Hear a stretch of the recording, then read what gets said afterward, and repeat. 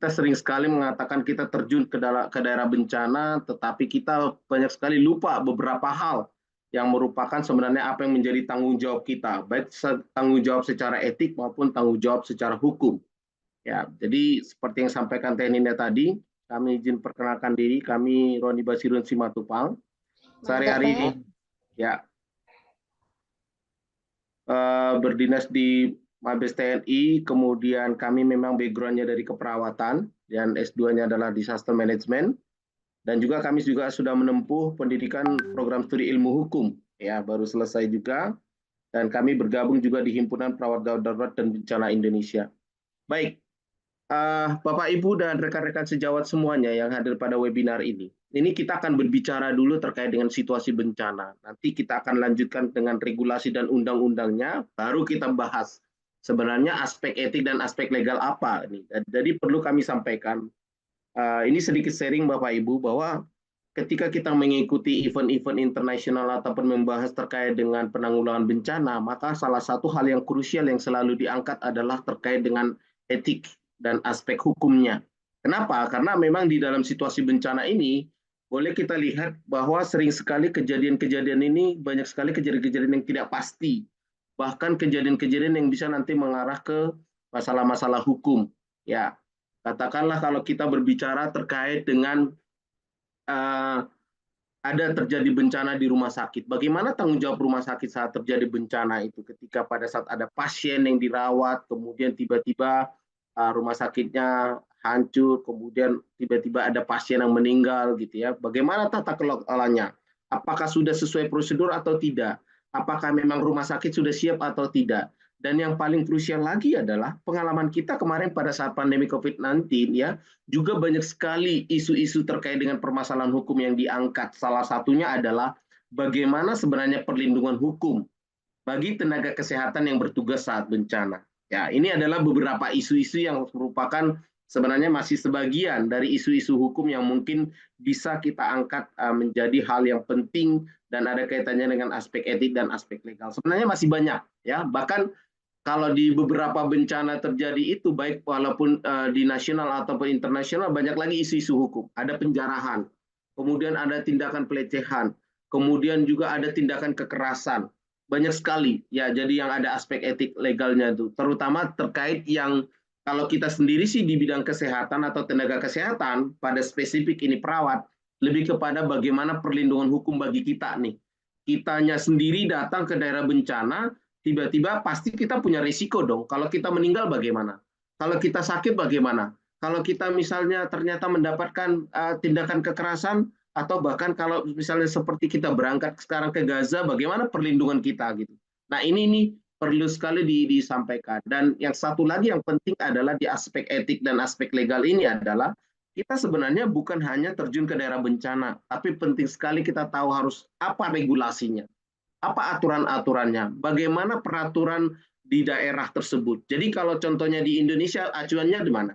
Kita akan berbicara terkait dengan bagaimana ketentuan dari BNPB, ketentuan dari peraturan presiden, kemudian peraturan dari BNPB, kemudian Permenkes. Bahkan kalau kita sampai ke daerah, maka ada beberapa perda-perda yang ada kaitannya dengan bencana itu kita harus paham. Makanya ini selalu kami tekankan bahwa walaupun kita orang kesehatan core-nya adalah dalam pelayanan kesehatan, tapi aspek etik dan aspek legal itu bisa menjadi rambu-rambu bagi kita, bagi setiap petugas kesehatan yang terjun dalam daerah bencana. Ya, kenapa saya katakan demikian? Karena memang sekali lagi pada situasi kondisi bencana adalah bukan situasi yang normal. Banyak hal-hal yang nanti yang bisa terjadi ketika misalnya pada saat terjadi bencana. Salah satunya adalah warga pasti panik saat bencana, ya. Karena saking paniknya maka mereka terbuka untuk melakukan gugatan. Mereka terbuka untuk melakukan tuntutan. Ya, sama kemarin seperti ketika masa pandemi COVID-19, ketika kita ingin melakukan penata laksanaan pemakaman jenazah mungkin dengan aturan COVID, banyak yang protes, banyak yang terjadi bahkan perkelahian, banyak yang malah melakukan pemukulan tenaga kesehatan. Nah, ini akan menjadi gambaran bagi kita bahwa aspek etik dan aspek hukum itu paham atau paham kitanya. Nah, kemudian keselamatan petugas penting. Nah, ini yang selalu saya tekankan di spesifiknya ini. Memang saya katakan kalau kita berbicara aspek etik dan aspek legal di dalam bencana itu sangat luas. Namun saya ambil spesifiknya lebih kepada keselamatan petugas. Karena kebetulan ini juga merupakan salah satu judul dari kajian kami dalam menyelesaikan tugas akhir di program studi ilmu hukum, bagaimana sebenarnya perlindungan dan tanggung jawab hukum daripada seorang perawat. Ya, ketika dalam memberikan pelayanan kesehatan, baik di rumah sakit, di daerah bencana, maupun dimanapun dia berada. Jadi dia harus tahu ada sebenarnya 3 tanggung jawab yang harus dipegang oleh tenaga kesehatan. Tanggung jawab administrasi, tanggung jawab secara pidana, tanggung jawab secara perdata. Dan satu hal lagi yang mungkin ada kaitannya dengan aspek legal dan aspek etik dalam bencana ini adalah banyak sekali tuntutan hukum ini muncul hanya gara-gara viral. Ya, jadi hati-hati Bapak Ibu. Sekarang ini ketika dalam kondisi bencana, itu kamera ada di mana-mana. Jadi itu bisa ketika kita melakukan pelanggaran atau tidak sesuai dengan SOP, sesuai prosedur, itu bisa langsung viral. Bahwa perawat A, perawat B ini sering sekali langsung tercuat, langsung diangkat di dunia medsos ya, di dunia maya bahwa ini langsung viral nih terjadinya pelanggaran-pelanggaran. Makanya kita harus lebih hati-hati baik dalam menyampaikan informasi ataupun dalam menyebarkan informasi. Karena sekarang juga undang-undang yang paling seksi dan kaitannya dengan ilmu hukum itu adalah Undang-Undang ITE. Itu belum banyak tuh perawat-perawat yang belum paham terkait dengan isinya. Begitu terkena masalah hukum, baru nanti menyadari, oh ini ada kaitannya gitu ya. Nah, jadi itulah kenapa gunanya, apa manfaatnya di dalam juga keperawatan bencana level 1, selalu kita tekankan aspek etik dan aspek legal. Karena ini lebih kepada upaya preventif kita, jangan sampai niat kita untuk menolong, padahal kita nanti dapat gugatan setelahnya gitu ya.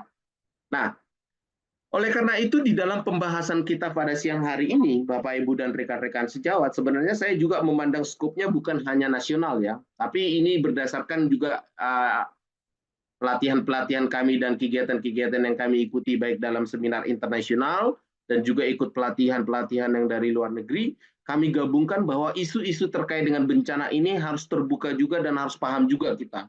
Bukan hanya di dalam negeri saja, tapi ketika ini sudah melibatkan orang asing, melibatkan dunia internasional, maka hukum internasional pun berbicara. Ada yang dinamakan dengan International Human Rights Law. Ada hukum yang menyangkut kepada hak asasi manusia, di mana nanti di sini akan diatur hak-hak asasi manusia, hak untuk hidup, hak untuk merdeka, termasuk dia hak untuk mendapatkan pelayanan kesehatan. Artinya apa di balik ini? Ketika kita tenaga kesehatan dihadapkan dengan hak ini, maka kita tidak boleh menolak seseorang yang meminta bantuan ke kita. Jadi itu salah satu aturan di dalam International Human Rights Law. Kemudian ada juga nanti berbicara terkait dengan bencana, ada International Refugee Law, yaitu terkait hukum yang mengatur kepada pengungsi. Bagaimana perlakuan terhadap pengungsi, kemudian bagaimana menjadi untuk memenuhi kebutuhan dasarnya, hak-hak apa terutama kebutuhan kesehatannya. Kita harus paham itu sehingga kita nanti jangan sampai kita mendapat gugatan bahwa oh tim kesehatan Indonesia ternyata tidak melayani pengungsi dengan baik, maka akan digugat secara internasional. Kemudian hal yang penting lagi adalah ada juga namanya International Humanitarian Law. Ini adalah hukum kemanusiaan, hukum humanitarian, dan ini sedikit banyak kita harus sudah mulai pelajari bahwa hal-hal ini harus kita memang pelajari dan pahami sedikit demi sedikit selama kita mau terjun di dalam dunia penanggulangan bencana. Ya, nah itu di hukum internasional. Sekarang kita berbicara di level nasionalnya. Seperti saya katakan tadi, kalau kita kumpulkan semua undang-undang atau aturan-aturan, ketentuan-ketentuan yang menyangkut dalam penanggulangan bencana dan ada kaitannya dengan kesehatan, mungkin satu hari ini kita akan tidak cukup waktu kita membahas. Tapi saya ambil 3 poin yang penting, yang wajib dan harus kita kuasai, setidaknya kita pernah baca, paham, dan tahu, bila perlu memiliki, ya, sebelum kita terjun dalam penanggulangan bencana. Yang pertama adalah Undang-Undang Nomor 24 Tahun 2007 tentang penanggulangan bencana. Kenapa? Why? Karena disinilah diatur siapa yang menjadi leading sektor dalam penanggulangan bencana, yaitu BNPB kalau nasional. Kalau di daerah ada namanya BPBD. Ini sering sekali kita berbicara terkait dengan bencana, makanya kadang-kadang kita dalam koordinasi itu sangat sulit. Kadang-kadang beberapa daerah bencana, kita terjun ke daerah bencana, kita main sendiri-sendiri. Kita tidak tahu siapa pemimpinnya, kemudian bagaimana pengaturannya. Padahal jelas-jelas undang-undang ada. Ini kita yang harus kita pahami. Makanya sekali lagi saya katakan ketika kita terjun dalam penanggulangan bencana, pahami sistemnya, pahami undang-undangnya, pahami aturan mainnya, kemudian ikuti prosedurnya. Itu yang pertama. Karena di sini diatur di situ, di dalam undang-undang ini juga nanti ada turunannya, ada Perka BNPB, ada peraturan kepala BNPB, bagaimana sistem komando tanggap daruratnya, bagaimana sistem kalau memberikan bantuan, ke siapa harus dilaporkan gitu. Jadi tidak bisa hanya main sendiri-sendiri. Kemudian selain itu juga ada Undang-Undang Nomor 17 Tahun 2023 tentang kesehatan. Nah, ini yang terbaru nih. Kalau sebelumnya kan kita berbicara undang-undang yang lama, Undang-Undang Nomor 36 Tahun 2009 tentang kesehatan juga, tetapi karena ada Omnibus Law, maka ini sudah digabung dan dipackage di dalam satu undang-undang baru, yaitu Undang-Undang 17 Tahun 2023.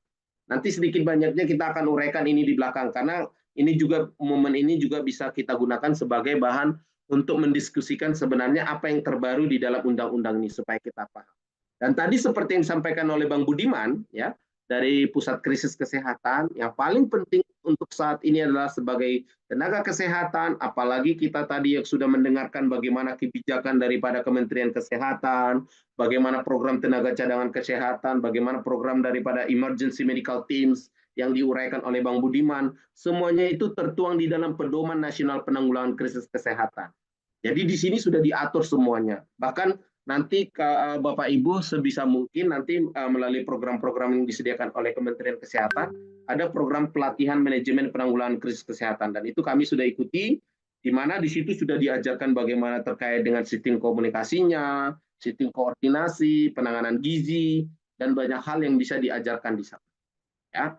Nah, ini yang tadi yang saya katakan di awal, Bapak Ibu, bahwa terkait dengan human rights, ada hak-hak positif yang harus dimiliki oleh korban bencana khususnya. Hak untuk makan, mendapatkan pendidikan. Nah, poin ini yang paling penting. Hak untuk pelayanan kesehatan. Ini diatur secara internasional. Kemudian hak untuk keamanan nasional.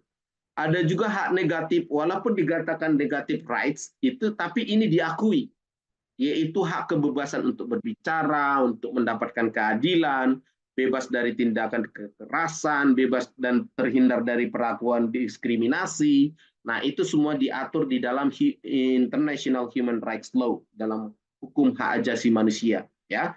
Jadi nanti kalau teman-teman membuka buku-buku hukum, ada juga yang mengatur terhadap hukum HAM dan peradilan HAM.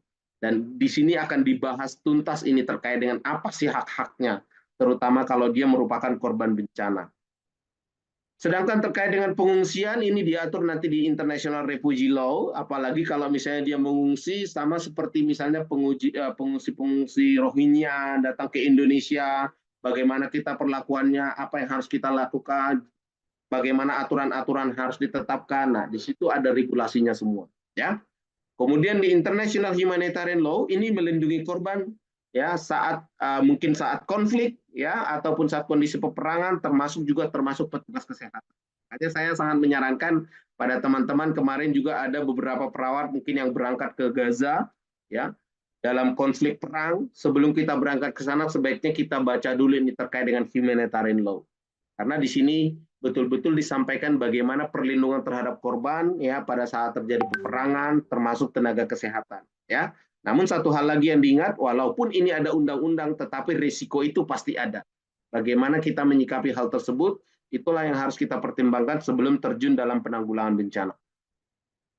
Nah, kita masuk ke undang-undang yang di nasional. Kalau di nasional, ya, yang penting mungkin ini hanya poin-poinnya saja yang perlu kami sampaikan. Yang pertama adalah definisi terkait dengan bencana. Kenapa kami ulas ini definisi terkait dengan bencana? Karena kami mengamati bahwa beberapa kejadian bencana, ketika terjadi bencana di satu daerah, ini responnya pertolongan tiap-tiap tenaga kesehatan sangat cepat, kepengen langsung datang aja, kayak ke Padang kemarin, kepengen mau ke Padang semua. Nah, ini yang harus dikatakan terkait dengan bencana, definisinya adalah terjadinya peristiwa mengganggu kehidupan, ya. Namun di sini nanti akan disampaikan adalah di mana mereka tidak sanggup untuk menanggulangi. Kalau ada kapasitas daerah yang masih sanggup untuk menanggulangi, sebaiknya kita tidak perlu harus ke sana.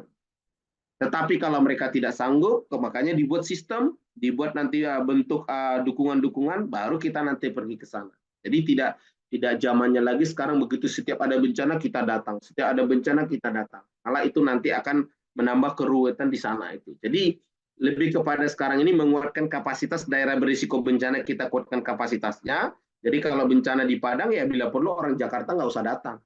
Kalau orang Cianjur menangani bencana, orang Cianjur bisa menangani gitu. Nah, yang penting adalah bagaimana dari sisi pembiayaan.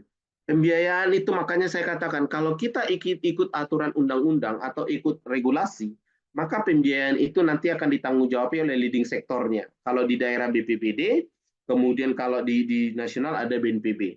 Khusus krisis kesehatan, maka kita bisa koordinasi nanti dengan pusat krisis kesehatan seperti yang disampaikan oleh Bang Budiman tadi.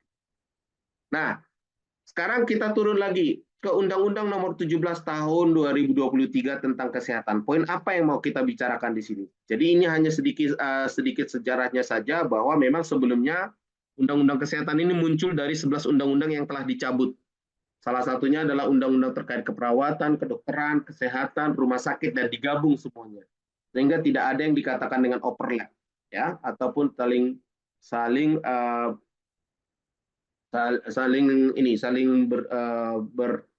bersentuhan ataupun dia nanti akan menjadi membuat satu peraturan yang double ya.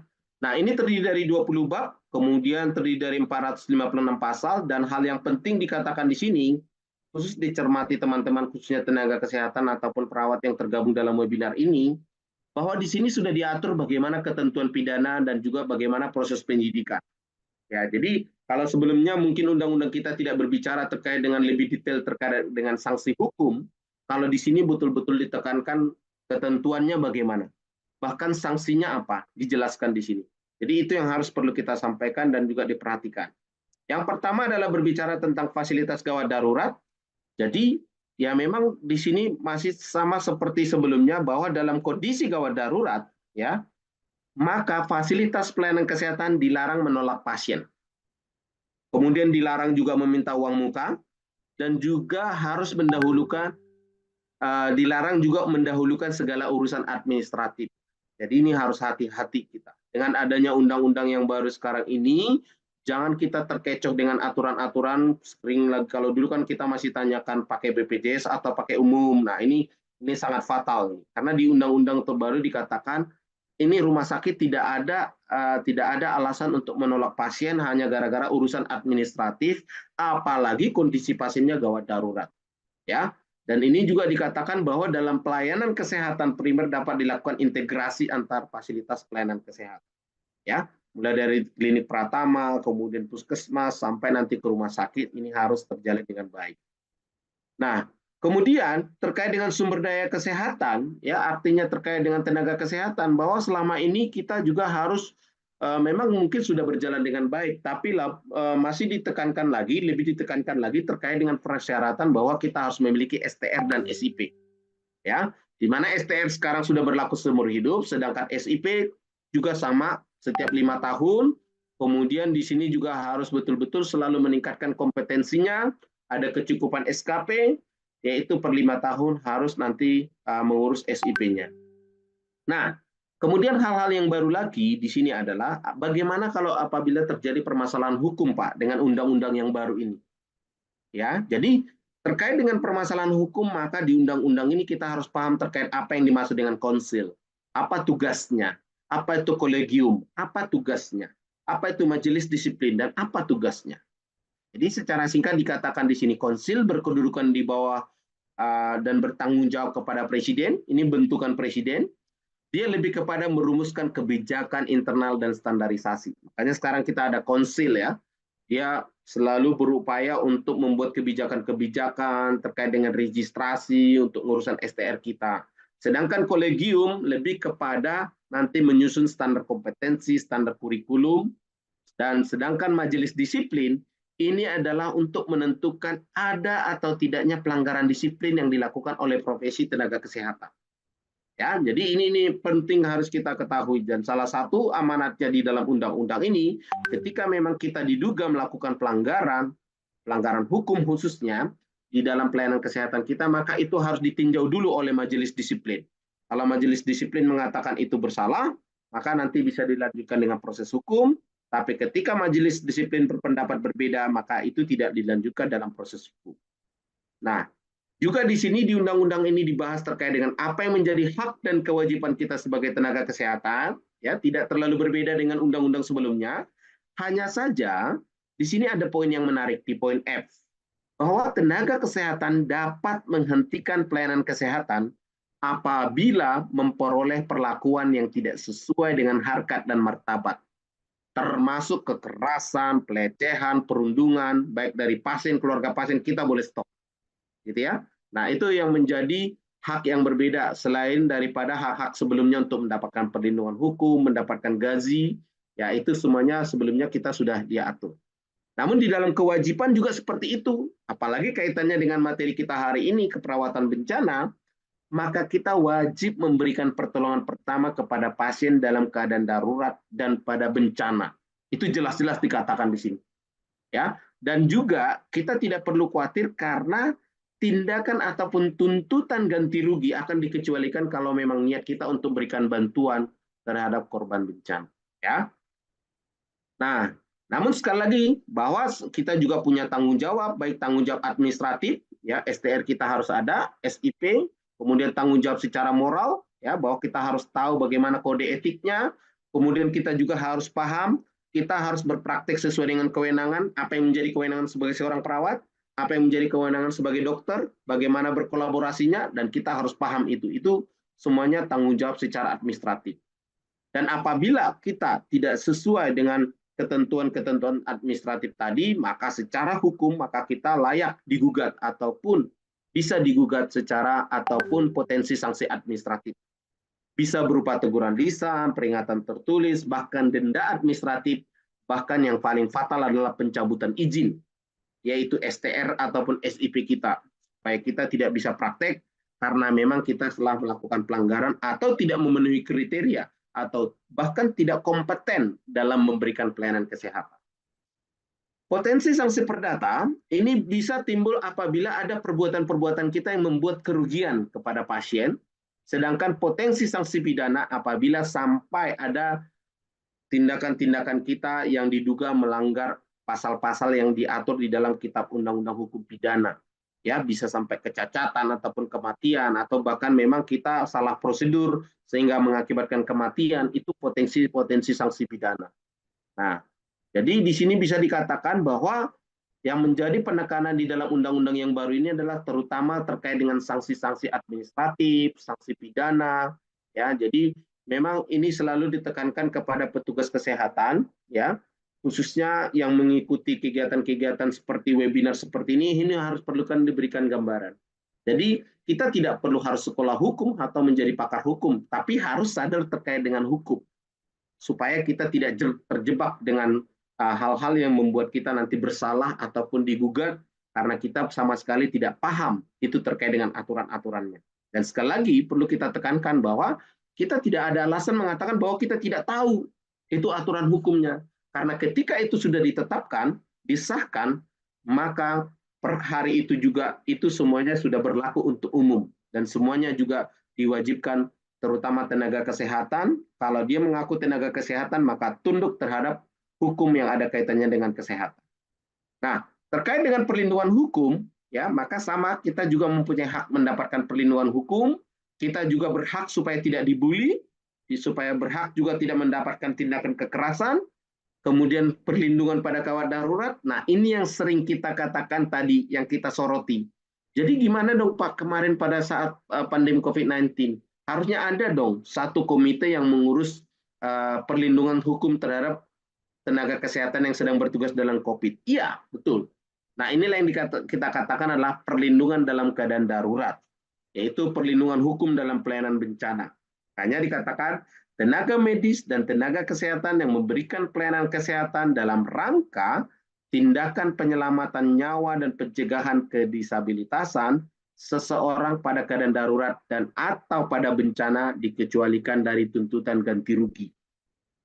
Itu. Jadi sudah jelas-jelas dikatakan di sini, dan juga dia juga pada saat kondisi bencana maka dia boleh melakukan investigasi dan akses kepada masyarakat.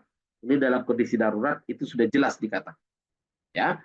Kemudian tenaga medis dan tenaga kesehatan yang mengetahui dan patut menduga adanya tindak pidana pada pasien yang diberikan pelayanan kesehatan itu bisa melaporkan kepada aparat penegak hukum dan wajib mendapatkan perlindungan.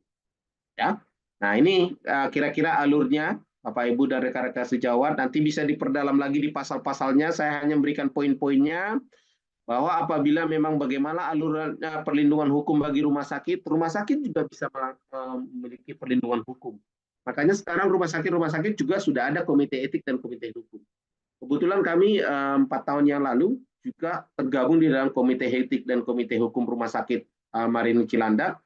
Jadi kami juga menyusun proses-proses ini, mengantisipasi juga apabila ada tuntutan dari masyarakat, tuntutan dari klien, tuntutan dari pasien, maka kita bisa membackup rumah sakit dengan aturan-aturan regulasi yang ada supaya bisa mempertanggungjawabkan pelayanan tersebut sesuai dengan aturan dan regulasi hukum dan tidak sampai ke permasalahan hukum. Ya, oke. Nah, bagaimana kalau berbicara terkait dengan penegakan disiplin profesi? Jadi, kalau apabila kita ini ada beberapa proses terjadi proses urut-urutan kegiatan kalau penegakan disiplin profesi, apabila seseorang atau tenaga medis, tenaga kesehatan melakukan pelanggaran ataupun baik di daerah bencana ataupun di rumah sakit, maka nanti ada proses pengaduan. Setelah ada yang diadukan, kemudian ada proses pemeriksaan, dan pemeriksaan ini juga tentunya nanti akan dikonsulkan dengan majelis disiplin. Apabila dinyatakan bersalah, maka akan disidangkan, dapat putusan, dan ketika nanti ada putusan, ada beberapa upaya-upaya hukum dengan memunculkan bukti-bukti baru atau melakukan nanti proses mediasi atau alternatif penyelesaian masalah, itu kita disediakan wadahnya nanti untuk memberikan pembelaan. Ya. Dan ini kalau misalnya kita melakukan pelanggaran pidana maka sanksinya pidana, sedangkan perdata juga nanti bisa sanksinya adalah sanksi perdata, yaitu berupa ganti rugi. Ya, nah ini ada beberapa penyelesaian sengketa medis secara non litigasi. Kalau dikatakan non litigasi itu berarti kita tidak perlu melalui proses pengadilan. Kita hanya bisa berkonsultasi nanti dengan pihak ketiga ketika penggugat ya ataupun yang digugat sudah sepakat untuk menyelesaikan secara kekeluargaan, maka bisa nanti diselesaikan secara negosiasi, mediasi, ataupun konsiliasi dari lembaga-lembaga mediasi tertentu, itu juga bisa. Dan pada umumnya, masalah-masalah terkait dengan masalah kesehatan, jarang yang sampai ke pengadilan kalau tidak terlalu parah banget, dan itu kita bisa selesaikan di level mediasi, ataupun secara kekeluargaan. Ya. Nah, itu tadi aturan yang kedua. Kemudian aturan yang ketiga, ya, ataupun aspek regulasinya adalah tadi yang disampaikan oleh Bang Budiman, ini pedoman nasional penanggulangan krisis kesehatan. Nanti kalau Bapak Ibu ya, kita juga ada bukunya terkait soft copy-nya terkait dengan ini. Jadi ada bab 1, bab 2, bab 3, bab 4, bab 5, bab 6, bab 7, bab 8, bab 9. 9 bab ini mengatur inilah pedoman nasional penanggulangan krisis kesehatan.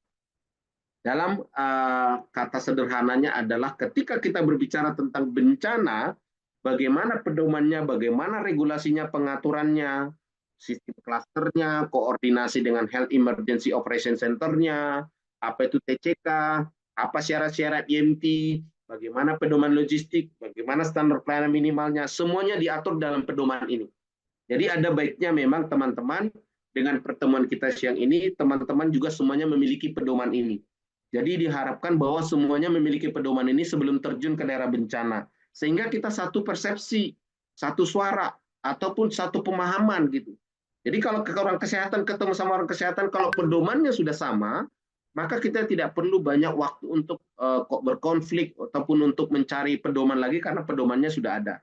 Termasuk sistem informasi penanggulangan krisis kesehatan, SIPKK, diatur. Kita koordinasinya ke siapa, kemudian nanti kita misalnya mendapatkan logistik dari siapa, termasuk nanti pengkajian ya pasca bencananya bagaimana. Nah ini yang tadi yang dikatakan oleh Bang Budiman salah satunya adalah karena ini yang menjadi permasalahan kita ini. Jadi kita juga berupaya baik dari himpunan, baik dari TNI, posisi kami di TNI juga berusaha untuk membantu dan mensupport program-program dari Pusat Krisis Kesehatan dalam hal ini Kementerian Kesehatan untuk mensosialisasikan ke berbagai sektor. Bahwa sebaiknya ketika terjadi bencana maka ada yang dinamakan dengan Health Emergency Operation Center, di mana ini nanti umumnya adalah Dinas Kesehatan Provinsi atau Dinas Kesehatan Kabupaten Kota dibentuk, atau di nasional bisa langsung ke Pusat Krisis Kementerian Kesehatan, yang akan mengkoordinir nanti terkait dengan rencana operasi, kemudian logistik, data informasi. Nah, kita nanti di sini ada subcluster-clusternya. Salah satu IMT tadi adalah di cluster pelayanan kesehatan. Jadi kita sudah bisa berkoordinasi dengan siapa. Jadi kalau kita terjun ke daerah bencana, yang pertama kita tanya di mana HIOP-nya, mana Health Emergency Operation Center-nya. Kami datang, kemudian laporan didaftarkan ke sini, kemudian nanti ditempatkan daerah bencana, baru bisa berkoordinasi. Setiap pagi ada briefingnya, sehingga kita bisa melaporkan perkembangan yang kita lakukan. Ini yang kita harapkan. Jadi harapannya teman-teman sejawat juga dari perawat, juga punya satu persepsi ketika terjun dalam daerah bencana, tidak boleh masing-masing lagi, harus tergabung dalam sistem, supaya terikut dan terorganisir dengan baik. Karena biar bagaimanapun kalau kita sendiri pasti nggak maksimal. Pasti keterbatasan nanti, baik keterbatasan logistik, keterbatasan personel, tahannya paling 1 hari 2 hari kita di sana. Tapi kalau misalnya kita koordinasi sama ini, nanti logistik bisa jalan terus, gitu ya. Kemudian kalau kita butuh bantuan, nanti bisa berkoordinasi melalui organisasi ini. Nah, ini yang kami katakan tadi, salah satu di pedoman itu adalah tenaga cadangan kesehatan, emergency medical teams. Ya, ini jadi tenaga cadangan kesehatan ini merupakan sumber daya atau baik berupa tim ataupun perorangan yang sudah terregistrasi dan sudah mengikuti pelatihan yang bisa digerakkan sewaktu-waktu nanti pada saat situasi darurat krisis kesehatan. Nah, ini contohnya kami sudah mengikuti pelatihannya dan ini sertifikatnya. Jadi harapannya bahwa semua teman-teman yang sudah tergabung di dalam TCK ini sudah bersertifikat, terdaftar, nanti diharapkan sudah satu persepsi yang namanya berbicara terkait dengan penanggulangan bencana. Ya. Nah, sehingga nanti ketika berbicara sudah terdaftar sebagai TCK, masuk dalam satu IMT, kita juga tahu IMT kita IMT apa. Nah, sama tadi yang disampaikan oleh Bang Budiman. Kebetulan kami IMT dan kami juga salah satu bagian dari timnya, IMT tipe 1 fix TNI, kami sedang menggagas ada 4 IMT di TNI sekarang, IMT tipe 1 fix Puskes TNI, kemudian dari Yonkes Kostrad, Yonkes 1 Marinir, dan Yonkes AU, kita punya 4. Nah, kita juga harus tahu dia letak posisinya nanti di mana. Di sini IMT 1 fix. Sedangkan nanti IMT 2, yang sedang kita bentuk, IMT 2 Indonesia bersama dengan Kemenkes berbagai stakeholder, nanti lebih kepada rujukan ini. Jadi kita harus tahu di mana posisi-posisinya emergency medical teams, ya. Berbeda ya. Jadi memang emergency medical teams ini ada juga nanti IMT juga istilahnya adalah emergency medical technicians. Ya, ini untuk perorangannya yang paramedik yang di prahospitalnya. Tapi ini satu tim. Kita sebutnya di sini emergency medical teams. Oke. Nah, itu terkait dengan regulasi-regulasi yang mungkin sebagai pendahuluan yang harus kita pahami. Nah, sekarang kembali lagi secara individu, aspek etiknya apa yang menjadi kita gunakan sebagai pedoman? Ya kembali lagi profesi kita apa? Kalau profesi kita sebagai perawat, maka kembali kita ke aturan dari PPNI yang sejauh ini sangat betul-betul membuat regulasi dan mengatur kita, terutama terkait dengan kode etik keperawatan. Nah, kita mengacu kepada kode etik keperawatan. Yaitu perawat dengan klien, perawat dengan praktek, perawat dengan masyarakat, perawat dengan teman sejawat, profesi, kita punya tanggung jawab etis, ya, baik kepada klien, tempat praktek kita, masyarakat, teman sejawat, dan lain-lain. Dan ingat juga bahwa di dalam kondisi bencana, ada beberapa prinsip-prinsip etik bantuan kemanusiaan. Ini yang saya katakan tadi, ini diatur di dalam International Humanitarian Law. Di dalam hukum kemanusiaan, hukum humanitarian, maka ada yang dinamakan dengan kita harus memberikan bantuan berdasarkan tujuan kemanusiaan karena rasa didasari kemanusiaan.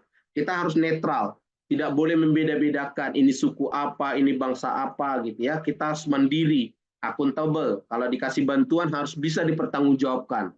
Kemudian kita harus betul-betul menjamin keamanan dan selalu koordinasi, ya.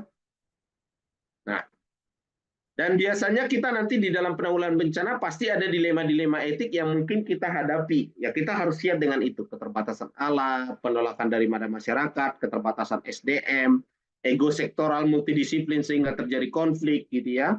Dan juga kekurangan-kekurangan sumber daya pendukung. Nah sedangkan aspek legalnya, ini hanya jabaran daripada yang tadi ada pasal 174 ayat 1, Fasilitas Pelayanan Kesehatan Kondisi Gawat Darurat mendahulukan penyelamatan nyawa. Ini nanti boleh dibaca saja bahwa di dalam kondisi gawat darurat diberikan tanpa uang muka. Ini penyebaran dari Undang-Undang Nomor 17 Tahun 2023 tadi. Dan di pasal 290 dicantumkan di sana bagaimana terkait dengan pelimpahan wewenang, bagaimana persetujuan tindakan pelayanan kesehatan, terutama dalam kondisi bencana, ya. Kita harus buat aturan-aturan atau regulasi tersebut. Kemudian pasal 304 terkait dengan penegakan disiplin, kemudian pasal 305 pasien dan keluarga dapat mengadukan tenaga kesehatan, gitu ya. Jadi sekarang sudah terbuka sistemnya. Dan kalau pada saat pasal 310 penyelesaian masalah dapat menempuh alternatif penyelesaian sengketa maupun pengadilan. Nah, ini kepada teman-teman khususnya perawat ya. Jadi ini juga harus diingat terkait dengan pasal 286. Ya, pasal 286 dalam keadaan tertentu tenaga medis dan tenaga kesehatan dalam melakukan tindakan di luar kewenangannya. Keadaan tertentu yang dimaksud adalah tidak ada tenaga medis untuk tujuan penanganan gawat darurat medis, kejadian luar biasa, wabah, gawat darurat, dan bencana. Artinya boleh nggak seorang perawat melakukan tindakan-tindakan yang di luar kewenangannya? Boleh, tapi syaratnya kompeten. Ya, itu yang penting yang harus dipahami. Jadi bukan hanya boleh-boleh aja, tapi harus kompeten gitu. Jadi sangat bangga ini dengan Pro-M yang selalu punya visi dan misi untuk selalu meningkatkan kompetensi masyarakat.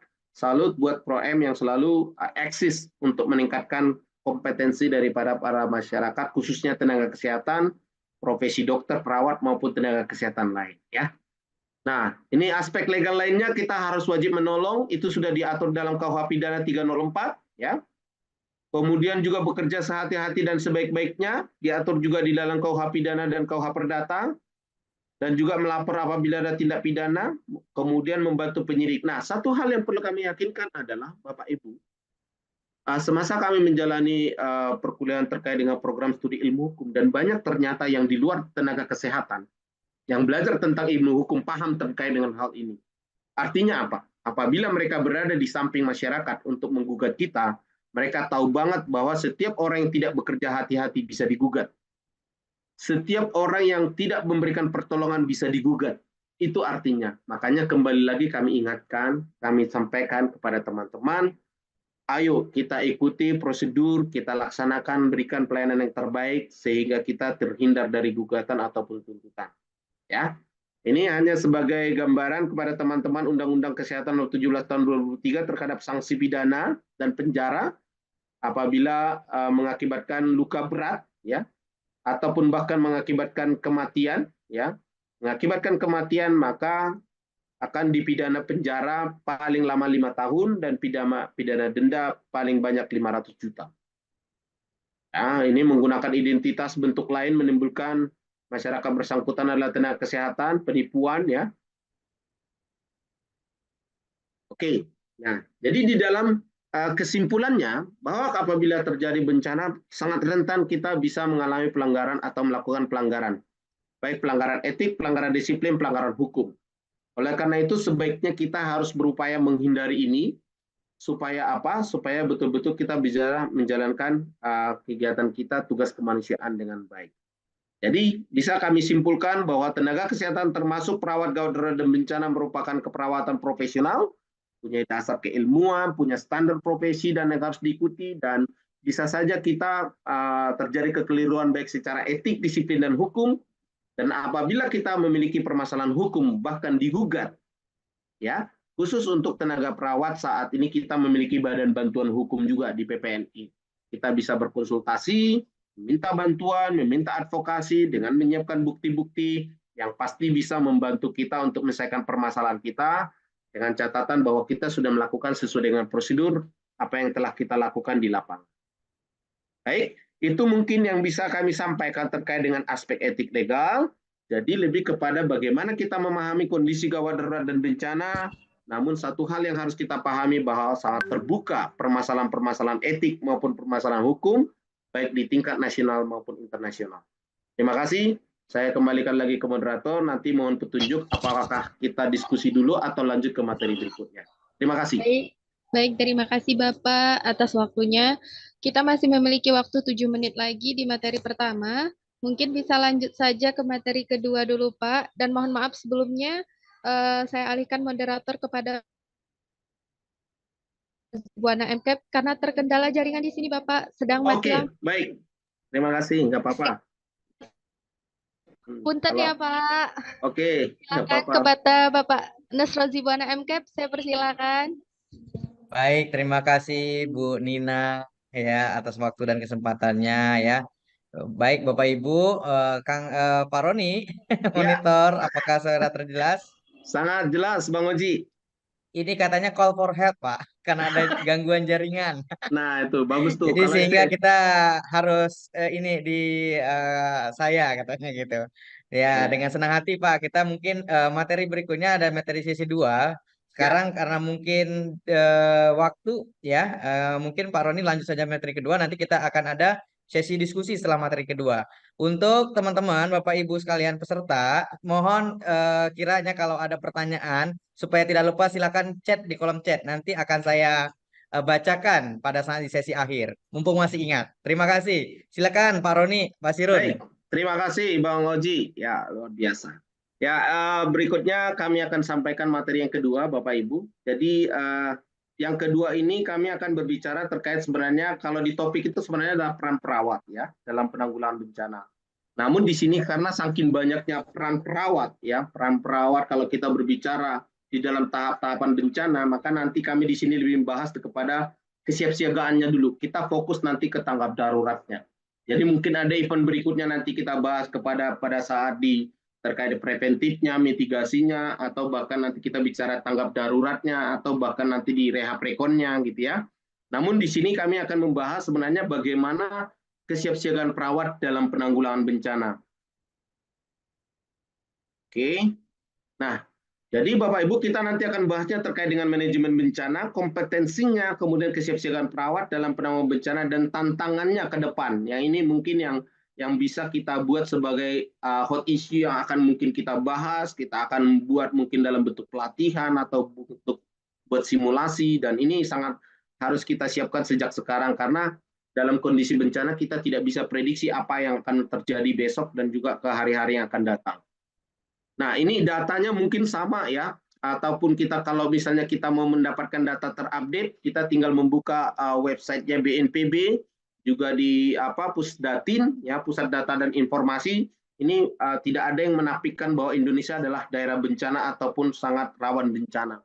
Bahkan ini juga kalau misalnya kita saksikan media sekarang seperti di televisi ini, sekarang juga sedang terjadi bencana di Padang, teman-teman kita juga sedang berupaya di sana di Sumatera Barat di Bukit Tinggi ya mereka juga sekarang sedang bergabung bahkan sudah ada puluhan masyarakat yang sudah tewas ya dan di sana juga teman-teman kita sedang bergabung.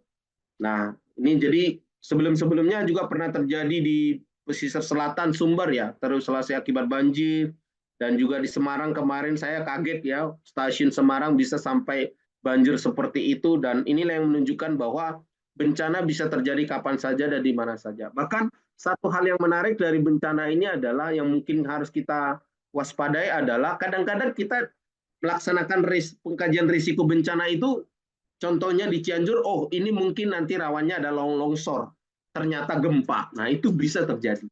Jadi inilah yang kita katakan bahwa butuh peningkatan kapasitas kita terutama bagaimana melakukan kajian risiko.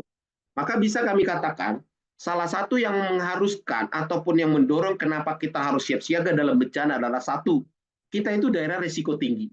Negara Indonesia rawan bencana. Kemudian kajian risiko bencana kita itu belum akurat. Kenapa? Itu tadi saya katakan, kita memprediksi bahwa risiko bencananya di sini adalah berdasarkan pengalaman sebelumnya. Kita belum bisa forecaster. Kita belum bisa untuk melaksanakan prediksi kira-kira ke depan bencananya apa ini yang bisa terjadi di sini gitu.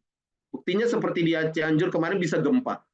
Ya, padahal kita biasanya lihat itu adalah longsor gitu ya. Nah, yang menjadi permasalahan dan membuat risiko tinggi adalah perbandingan antara masyarakat yang terdampak bencana dan yang terlatih itu sangat jomplang. Ya, yang terdampak bencananya sangat banyak, sedangkan yang terlatihnya masih sedikit gitu. Walaupun kita sudah sangat gencar ini. Kalau menurut saya sih satu pengembangan ini sudah merupakan suatu kemajuan yang dahsyat yaitu dengan banyaknya masyarakat peduli bencana, masyarakat terlibat kepada bencana, ada kelompok-kelompok peduli bencana, beberapa universitas sudah buka program-program studi manajemen bencana. Ini juga suatu kemajuan. Namun salah satu tantangan kita kenapa kita masih risiko tinggi adalah penelitian terkait dengan bencana ini masih belum banyak. Tapi kami yakin dan percaya dengan masifnya perguruan tinggi yang membuat program studi ilmu bencana, kemudian organisasi-organisasi masyarakat yang membuat relawan-relawan bencana. Mudah-mudahan kita bisa saling belajar dan saling berbagi untuk mencari metode yang tepat dan efektif dalam penanggulangan bencana. Kenapa kita harus struggle dan harus berjuang dengan bencana ini? Karena dampaknya ini sangat terasa banget sama masyarakat, ya. Terutama dalam dampak kesehatan pasti bisa terjadi korban, penyakit sekunder, kelompok rentan terutama ibu-ibu hamil, kemudian orang tua, anak-anak, kemudian termasuk rusaknya fasilitas kesehatan, dan ini yang akan mengakibatkan jadinya delay response yang harusnya rumah sakit itu bisa menolong korbannya, maka dengan adanya kejadian bencana ini maka dia nanti akan delay, harus membutuhkan fasilitas lain, bahkan kalau dari kita TNI harus dirikan rumah sakit lapangan dulu baru bisa berikan layanan kesehatan. Sedangkan kalau dampak secara ekonomi pasti mata pencarian terganggu akibat bencana. Dampak sosialnya timbul penjarahan, tindakan kriminal, dan meningkatnya angka pengangguran. Ini sudah terbukti sekali di beberapa bencana seperti di Lombok dan di Palu, sehingga ini yang harus kita upayakan, kita harus berjuang sama-sama, bekerja sama untuk memecahkan permasalahan ini. Nah, jadi kalau kita berbicara sebenarnya terkait dengan manajemen bencana, ya, ini adalah suatu ilmu ataupun sistem kerangka kerja yang dapat digunakan masyarakat untuk mengurangi kerentanan terhadap bahaya dan mengatasi bencana. Jadi sengaja saya tidak mengacunya kepada undang-undang kita, karena kita berusaha untuk mencari beberapa update-update yang terbaru yang memang dari beberapa penelitian mengatakan. Jadi kalau kita mendefinisikan manajemen bencana sebenarnya saat ini adalah menciptakan, gitu. Jadi kalau kita berbicara manajemen bencana hanya memahami peristiwa, itu bukan manajemen bencana.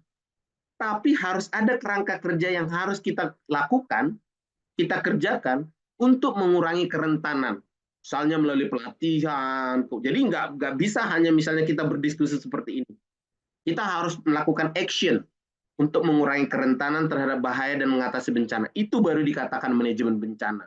Jadi bukan memahami, oh ini peristiwanya, ada kejadian kebakaran, ada korban. So what next? What should you do? Apa yang harus kamu lakukan? Itu yang kita berbicara terkait dengan manajemen bencana. Ya. Nah, oleh karena itu kita harus pahami bahwa kalau berdasarkan siklus manajemen bencananya ada preventif, ada mitigasi, kesiapsiagaan, tanggap darurat, ada rehab rekon atau pemulihan. Ini adalah satu roda yang tidak akan pernah berhenti dan tidak akan pernah stop. Kalau kita berbicara bencana, setiap fase pasti ada kegiatan yang bisa kita lakukan. Walaupun fase yang paling panjang itu adalah prabencana, sama prabencana itu sangat panjang sekali, tanggap darurat sangat sedikit, tapi efeknya ataupun dampaknya sangat dahsyat. Itu tadi bisa ke kesehatan, ekonomi, dan juga sosial. Nah, juga paradigma harus mulai kita ubah nih. Kita jangan tunggu dulu terjadi bencana, baru kita fokus tanggap darurat. Dari sekarang, negara-negara asing itu, negara-negara luar itu, bahkan negara-negara yang sama sekali sangat risikonya sangat kecil pun, mereka sangat aktif melakukan pengurangan risiko bencana. Ada bulan-bulan PRB, di kita juga sebenarnya ada bulan PRB, pengurangan risiko bencana, risk reduction. Kemudian di Jepang selalu kalau misalnya mereka ada Sendai frameworks terkait dengan risk reduction, bagaimana supaya setiap masyarakat paham bagaimana cara mengurangi risiko bencana. Kemudian selama ini kita belajar terkait dengan interprofesional hanya profesi kita sendiri. Kadang-kadang, oh kesehatan, kita hanya mikirin kesehatannya aja ya. Kita hanya mikirin terkait dengan sumber airnya aja ya. Tidak ada lagi dalam model seperti itu sekarang. Modelnya sekarang harus kerjasama. Orang kesehatan, perawat harus berkoordinasi dengan profesi lain. Profesi kesehatan lain. Profesi kesehatan harus berkoordinasi dengan sektor-sektor yang lain. Makanya dibuat sistem klaster. Nah, klaster-klaster ini juga harus terkoordinir di dalam sebuah sistem. Leading sektornya siapa? BNPB atau BPBD gitu. Ya. Jadi di sini yang kita katakan bahwa paradigma harus berubah. Kalau paradigma ini sudah berubah, maka kita sudah siap siaga sebelum terjadi bencana. Nah, Tantangan perawat pada saat ini yang berkaitan dengan manajemen bencana adalah masih minimnya pelatihan keperawatan bencana. Makanya kami sangat ikut juga berharap bahwa mudah-mudahan nanti dari teman-teman Pro-M juga ikut bekerja sama ke kita bagaimana mendorong supaya pelatihan keperawatan bencana ini kita aktifkan, kita masifkan itu di setiap sehingga nanti ini baik di tingkat mahasiswa ataupun nanti di tingkat perawat yang sudah mungkin memiliki STR supaya mereka selalu siap siaga dalam penanggulangan bencana. Kemudian pelatihan terkait dengan kepemimpinan pun penting. Mungkin kalau secara teknis menangani pasien kita bisa, banyak yang bisa. Tapi kalau terkait dengan adanya suatu proses kepemimpinan, bagaimana supaya meningkatkan semangatnya para anak buah, terutama dalam waktu 1 minggu, 2 minggu, 1 bulan beroperasi, itu butuh satu jiwa kepemimpinan. Ya, kemudian pelatihan terkait dengan aspek psikologis, kemudian keterlibatan perawat dalam setiap fase manajemen bencana perlu dimaksimalkan, bukan hanya tanggap darurat saja. Ya, nah makanya kita kemarin bekerja sama dengan beberapa teman-teman yang ada di organisasi profesi, termasuk Mbak Asel, kita berdiskusikan bagaimana sebenarnya model asuhan keperawatan bencananya. Jadi modelnya kira-kira seperti ini Bapak Ibu, bahwa kita memberikan asuhan itu bukan hanya kepada individu, tapi juga kepada keluarga dan juga kepada komunitas. Kita kapan? Apa asuhan keperawatan apa yang bisa kita berikan? Tergantung fasenya kita di mana. Kalau ditanggap darurat berarti kita untuk penyelamatan nyawa, kalau dimitigasi berarti kita latih mereka supaya mengurangi risiko bencana, kalau terkait dengan preparedness, kesiapsiagaan, kita latih mereka dengan simulasi, dengan berbagai kasus, sehingga mereka tahu apa yang harus mereka lakukan kalau terjadi bencana. Itu model yang kita harapkan dan bisa kita kerjakan kepada masyarakat. Oke. Nah, jadi apa dong yang dilakukan perawat? Perawat itu harus bisa mengubah perilaku masyarakat, pengetahuan masyarakat, pemahaman masyarakat, termasuk keterampilan masyarakat. Jadi saya sedikit sharing juga. Kebetulan kami juga mengampu materi mata kuliah keperawatan bencana ini. Jadi kami di beberapa institusi pendidikan juga membuat praktek mahasiswa itu langsung aksi ke masyarakat. Ini untuk menumbuhkan rasa peduli mereka pada saat proses mitigasi, langkah-langkah mitigasi apa yang mereka bisa lakukan ke masyarakat pada saat kondisi berdasarkan hasil kajian mereka di kondisi tersebut. Kira-kira risiko bencana apa yang ada di daerah tersebut, baru melakukan treatment, implementasinya apa. Kira-kira itu pendekatan yang bisa dilakukan oleh perawat di saat dia mitigasi. Ya, nah, jadi kira-kira apa saja yang harus kita kembangkan untuk perawat-perawat ini supaya siap dalam bencana? Kita sebenarnya sudah sangat terbantu karena sudah ada acuan daripada ICN terkait dengan kompetensi keperawatan bencana. Kita itu sudah punya rangkaian kompetensi bencana, ini yang masih lama, 2009, tetapi yang terbarunya adalah yang ini, yang 2019. Bahwa ada 8 domain yang bisa kita tingkatkan, ya, masing-masing daripada individu itu, ataupun masing-masing daripada masyarakat, daripada perawat tersebut, kompetensinya. Dan ini yang kemarin kami rancang dan kami lakukan, kami susun, ya, sudah selesai juga modulnya, bahkan kurikulumnya juga kami bahkan sudah kami latihkan. 8 domain inilah yang kami tingkatkan baik dari preparation ataupun perencanaan, baik sistem komunikasinya, sistem manajemen, sistem komando tanggap daruratnya, terkait keamanan dan juga keselamatan, pengkajiannya, intervensi, bahkan aspek etik dan aspek legal.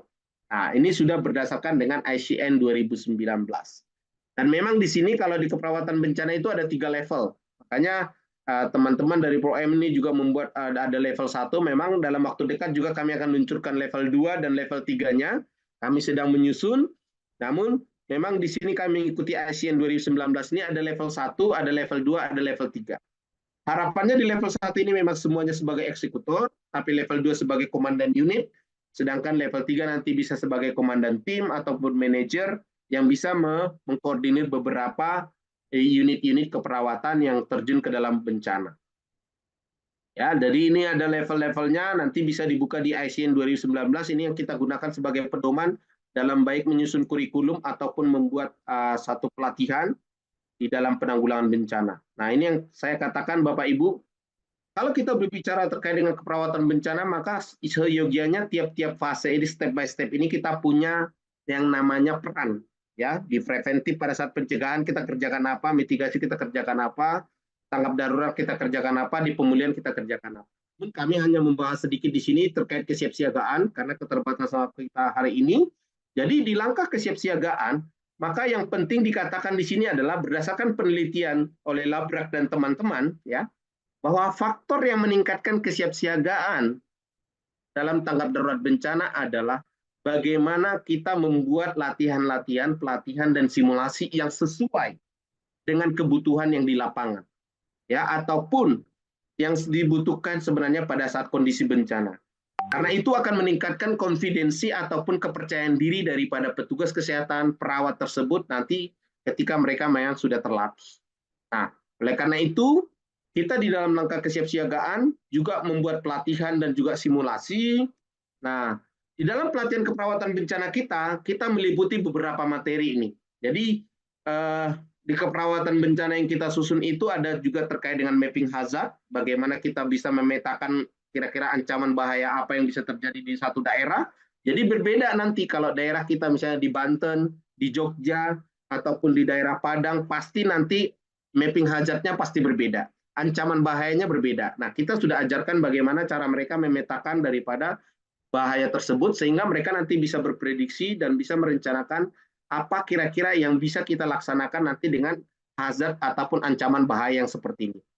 Kemudian kita juga ajarkan nanti para perawatnya melakukan rapid health assessment.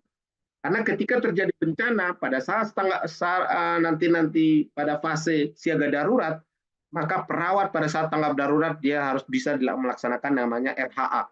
Karena dari RHA inilah nanti kita akan tahu kebutuhannya apa, tenaga kesehatannya apa. Kemudian juga kita ajarkan bagaimana perawat bisa melakukan rencana contingency plan, yaitu disaster contingency plan. Juga kita ajarkan terkait dengan bagaimana penanganan psikologis secara penanganan secara psikologis awal, ya, atau psychological first aid. Kemudian pengkajian pasca bencana, di samping kemampuan-kemampuan lain yang mungkin sebelumnya kita sudah pelajari di perawatan gawat darurat, tetapi ini dalam konteksnya bencana kita akan ulang lagi. Terkait dengan triase, initial assessment, evakuasi, kemudian termasuk emergency wound care. Jadi kita rangkaikan di dalam rangkaian keperawatan bencana. Ini rapid health assessment-nya, kita ajarkan bagaimana mereka menggunakan formulirnya, kemudian kita kasih kasus dan mereka bisa kerjakan. Ini disaster contingency plan, kita melakukan tahap-tahapannya, kemudian tactical floor game, bahkan kita bisa melakukan model seperti ini yang pernah kami lakukan di Cibubur. Jadi betul-betul mereka akan paham apa yang menjadi peran mereka ketika mereka berbagi peran, dan mereka juga tahu apa yang harus mereka lakukan ketika terjadi bencana berdasarkan hasil kajiannya yang ada di daerah bencana tersebut.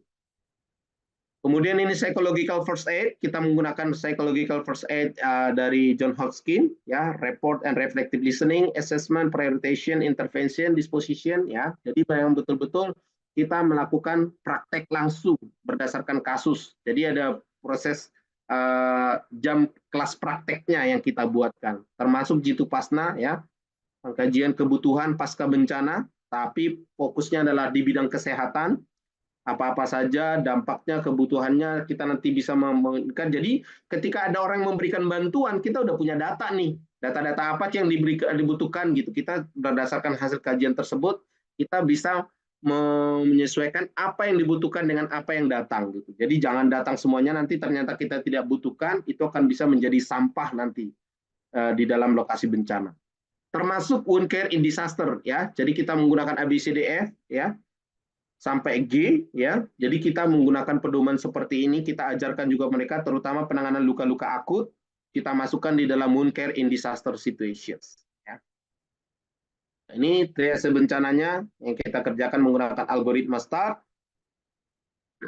Kemudian simulasi dengan menggunakan skenario, ya, seperti ini. Jadi kalau ada skenarionya. Nah, dalam skenario juga kita betul-betul ada latihan lapangannya. Jadi di dalam latihan lapangannya kita membuat satu skenario, ceritanya apa, tentang apa, bencana apa, kemudian nanti kita berikan informasinya apa saja, dan gambarannya bagaimana, terutama di dalam briefing sebelum latihan simulasi, baru nanti kita akan buat rencana operasi geladi, dan ini betul-betul harus dikuasai oleh teman-teman yang akan menjadi pengendali latihan. Jadi ada pengendali latihan, ada observernya, dan juga nanti ada orang-orang yang akan menjadi bulsi, penimbul situasi, yang jadi korban, dan kita buat jam-jamnya di sini sehingga bisa teratur dengan baik, bisa berjalan dengan baik skenario-nya. Jadi seperti membuat film sutradara, jam sekian ini gerakannya dan apa yang dikerjakan. Itu rencana operasi geladinya. Oke. Ya. Jadi sebenarnya tantangan perawat ke depan itu adalah kalau kita ingin mengetahui peran-peran perawat, ya, ataupun dari peran-peran perawat tadi yang kan kita lihat tadi, yang saking banyaknya tadi, maka kita butuh kompetensi. Kembali lagi kita harus meningkatkan kompetensi. Kompetensi itu bisa kita tingkatkan melalui pelatihan dan simulasi. Dan ke depan sebenarnya ini yang saya katakan sebagai tantangan berikutnya nih. Dan kebetulan kemarin dari Pro-M juga sudah pernah mengundang kami untuk sharing terkait dengan Seaborn nih, yang Nubika. Bencana yang bisa diakibatkan oleh kimia, kemudian faktor biologis, kemudian radiologis, ya, kemudian nuklir, dan juga bahan-bahan ledakan. Bagaimana kesiapan kita apabila memang bencana itu diakibatkan oleh lima zat-zat ini ataupun material-material ini. Dan kebetulan memang kemarin bulan yang lalu kami juga sudah mendapatkan pelatihan yang terbaru dari Hawaii National Guard, ya, dari Amerika. Bagaimana penanganan terkait dengan Seaborn ini melalui tukar-menukar keahlian baik dari Indonesia maupun dari Amerika, dan kita sudah punya hubungan baik dengan mereka, dan ini akan program berkelanjutan selalu, terutama di TNI kita meningkatkan kapasitas ini terkait dengan kesiapsiagaan kita terkait dengan Nubika, dan kita nanti akan bekerja sama dengan ZENI kalau fokus kita di kesehatannya, terutama dalam penanganan korban ataupun dalam penanganan kesehatannya di aspek Nubika ini. Baik. Jadi Bapak Ibu, yang menjadi kesimpulan kita pada siang hari ini adalah kesiapsiagaan yang baik menjadi kunci keberhasilan dalam tanggap darurat bencana. Ya, jadi dikatakan good preparedness will be a good response. Jadi kalau good preparedness akan hasil akhirnya nanti good response. Perawat perlu meningkatkan pengetahuan dan keterampilan dalam menjalankan peran dalam penanggulangan bencana. Ya, jadi mulai dari sekarang kita harus walaupun sedikit demi sedikit, baik melalui baca, latihan, simulasi, mengikuti perkembangan, update kejadian-kejadian bencana, kita harus lakukan itu. Terutama kalau di pendidikan, harus kita update selalu itu materi-materi yang kita ajarkan kepada mahasiswa. Kemudian perlu pengembangan keilmuan keperawatan bencana secara berkelanjutan, dan terakhir pelatihan keperawatan bencana secara komprehensif perlu disesuaikan dengan level kompetensi perawat. Dan kita sudah merencanakan itu, mudah-mudahan dalam waktu dekat nanti kita akan sosialisasikan lagi hal-hal yang memang kita kerjakan dan kita bahas dan kita programkan. Oke, ini yang mungkin bisa kami sampaikan. Jadi untuk menjadi seorang perawat bencana itu harus selalu mengembangkan profesional kita secara berkelanjutan melalui diskusi, simposium, kemudian latihan, kemudian belajar, membaca, dan berbagai hal yang bisa kita kerjakan untuk menjadi perawat bencana. Ini mungkin yang bisa kami sampaikan. Terima kasih Bapak Ibu atas waktunya dan juga kesempatan yang diberikan kepada kami. Apabila ada yang memang kita diskusikan dan juga ada yang perlu kita bahas, dengan senang hati kami kembalikan ke Bang Oji. Terima kasih, selamat siang.